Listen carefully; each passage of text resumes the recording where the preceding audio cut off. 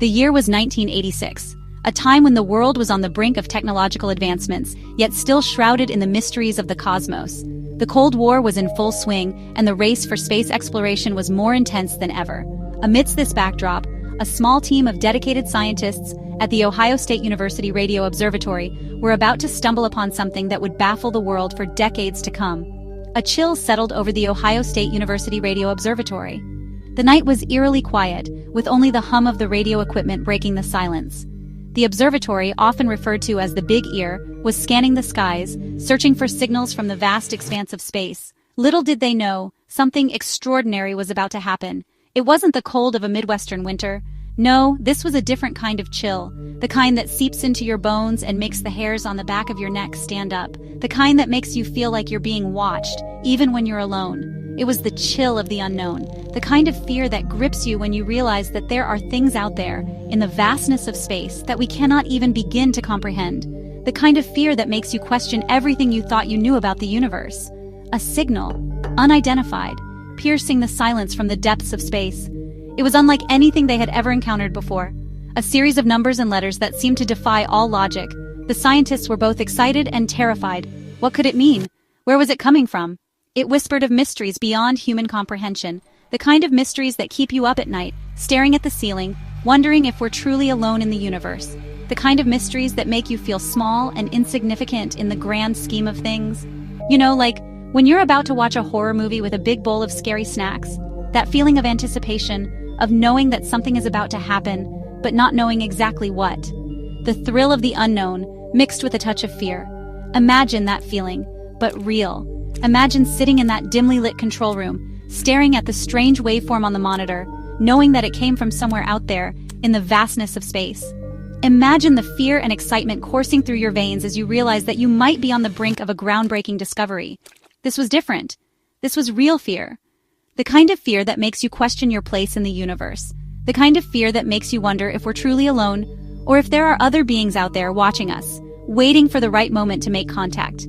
The signal, dubbed WOW, for the astonished notes scribbled on the observatory's printout, defied explanation. It was a moment that would go down in history, a moment that would spark countless debates and theories. What did it mean? Was it a message from an advanced civilization? Or was it just a cosmic anomaly, a random blip in the vast expanse of space? What cosmic horror had sent this message hurtling towards Earth? Was it a sign of things to come, a warning of impending doom? Or was it simply a greeting? A way of saying hello from a distant corner of the universe? Was it a greeting, a warning, or something far more sinister? The questions remain unanswered, the mystery unsolved. But one thing is certain, the WOW signal has left an indelible mark on our understanding of the universe, a reminder that there is still so much we have yet to discover.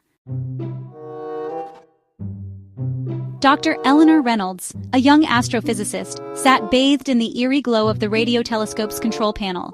The signal crackled through the speakers, a discordant symphony of static and whispers. It was her job to decipher it, to understand its message. But the more she listened, the more she felt a growing sense of dread. An icy hand seemed to grip her heart with each passing pulse of the signal. The signal wasn't random. There was a pattern, a rhythm, an intelligence behind its chaotic melody. It was as if something somewhere was trying to communicate. But what, and to whom? Days turned into sleepless nights. Eleanor found herself trapped in a relentless cycle of exhaustion and anxiety. Each night, as the world around her fell silent, her mind would race with thoughts she couldn't escape. The clock on her nightstand seemed to mock her, its hands moving ever so slowly, each tick echoing in the stillness of her room. She would stare out of her window, hoping for some semblance of peace, but all she found was the oppressive darkness of the night. The signal haunted Eleanor's waking hours, seeping into her dreams, twisting them into terrifying visions of alien landscapes and grotesque creatures with eyes like black holes. She would lie in bed, her mind a battlefield of fear and confusion. Shadows on the walls seemed to come alive, morphing into nightmarish figures that taunted her. No matter how much she tossed and turned, she couldn't escape the grip of the signal. It was as if her very soul was being pulled into a dark abyss, where reality and nightmare blurred into one. In her dreams, Eleanor found herself wandering through alien landscapes, the skies above her dark and foreboding. Grotesque creatures with eyes like black holes would emerge from the shadows, their gaze piercing through her very being. These visions were so vivid, so real, that she would wake up in a cold sweat, her heart pounding in her chest. The line between her waking life and her nightmares was becoming increasingly blurred, and she feared she was losing her grip on reality. The signal was changing her. Eleanor could see it in her reflection. Her once bright and lively eyes now appeared dull and haunted. She would stand in front of the mirror, searching for a trace of the person she used to be, but all she saw was a shadow of her former self.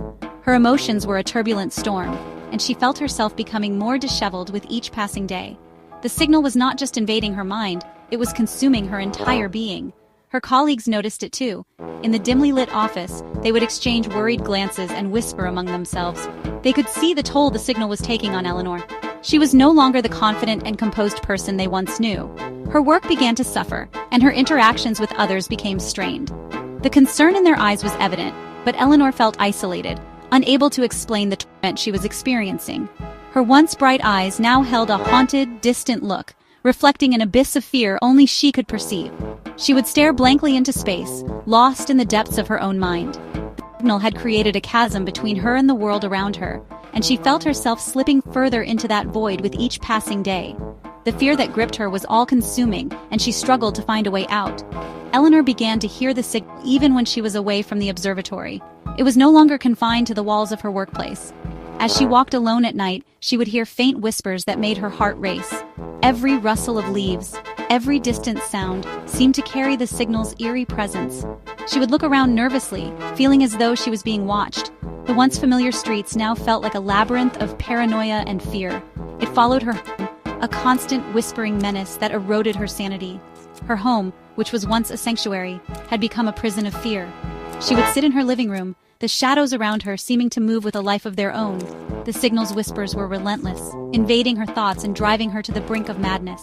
She would hold her head in her hands, desperate to silence the noise, but it was always there, lurking in the background. It was in the hum of the refrigerator, the static of the television, even the beating of her own heart. The signal was everywhere. No matter where she turned, she couldn't escape its presence. It had woven itself into the very fabric of her existence, a constant reminder of the nightmare she was living. The once mundane sounds of her home had become a symphony of terror, each note a reminder of the signal's unrelenting grip on her life. Then came the first death. A security guard at the observatory, found brutally murdered, his face contorted in a mask of unimaginable terror. His eyes were wide open, as if he had seen something beyond comprehension in his final moments. The scene was gruesome, with blood splattered across the floor and walls, painting a horrifying picture of his last struggle. The observatory, once a place of scientific discovery and wonder, had now become a crime scene, shrouded in an eerie silence that seemed to echo the guard's final screams. The only clue, his radio transceiver, crushed and splattered with blood, emitting a high-pitched whine that sounded eerily similar to the WOW signal. This signal, once a beacon of hope for extraterrestrial communication, had now become a harbinger of death. The static noise from the radio was not just random interference. It seemed to carry a sinister message, a warning of the horrors to come. Investigators were baffled, unable to decipher the true nature of the signal or its connection to the gruesome murder. Fear turned to panic. The signal wasn't just a message, it was a weapon. As news of the murder spread, the observatory staff and the local community were gripped by an overwhelming sense of dread. People began to flee, their faces etched with fear, as if the very air around them had become toxic. The once bustling observatory was now deserted, its halls echoing with the ghostly remnants of hurried footsteps and whispered fears. The signal's influence was growing, spreading like a dark cloud over the minds of those who had heard it. The body count grew. Scientists, technicians, anyone who had come into contact with the signal met a gruesome end. Their deaths were not just accidents, they were deliberate, calculated, as if the signal itself had a malevolent intelligence guiding its actions. Each new victim added to the growing sense of horror, their lifeless bodies a testament to the signal's deadly power. The observatory, once a beacon of knowledge and exploration, had become a tomb, its corridors haunted by the specters of the fallen. Their deaths were horrific, their bodies twisted and broken in ways that defied explanation. It was as if an unseen force had taken hold of them, contorting their limbs and breaking their bones with a cruel precision. The scenes of carnage left behind were almost too much to bear, each one more gruesome than the last. The investigators were at a loss, unable to find any logical explanation for the bizarre and brutal nature of the deaths. The signal's influence was undeniable, but its true purpose remained a terrifying mystery. The signal was growing stronger, its influence spreading like a virus. It was no longer confined to the observatory. It had begun to seep into the surrounding areas, infecting the minds of anyone who came into contact with it.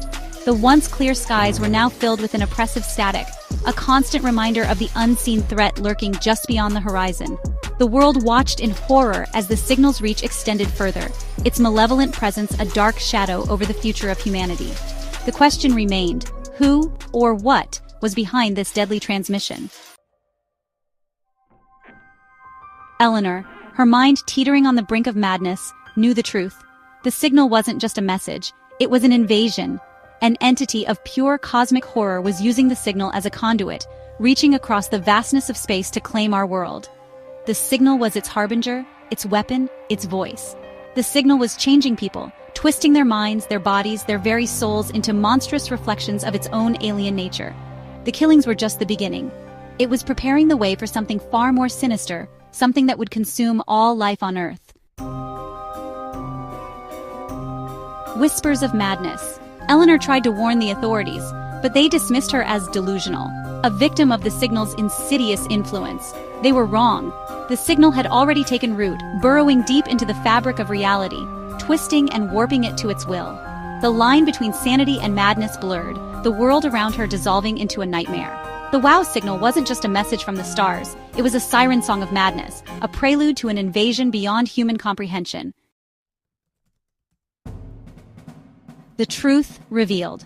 Eleanor, in a last desperate attempt to understand, delved deeper into the signal. She pored over the data, her bloodshot eyes scanning endless lines of code, her mind on fire with a terrible clarity.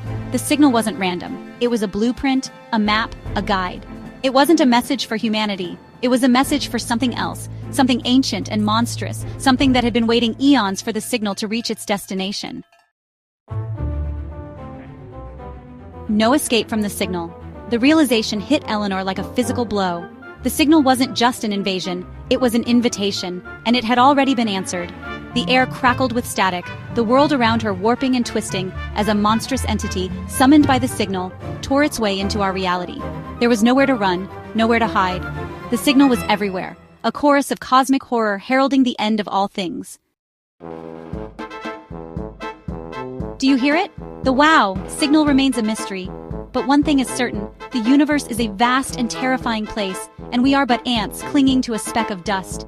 Listen closely. Can you hear it? The whispers in the static, the echoes of madness, the chilling truth behind the signal? Like, share, and follow for more terrifying tales from the unknown.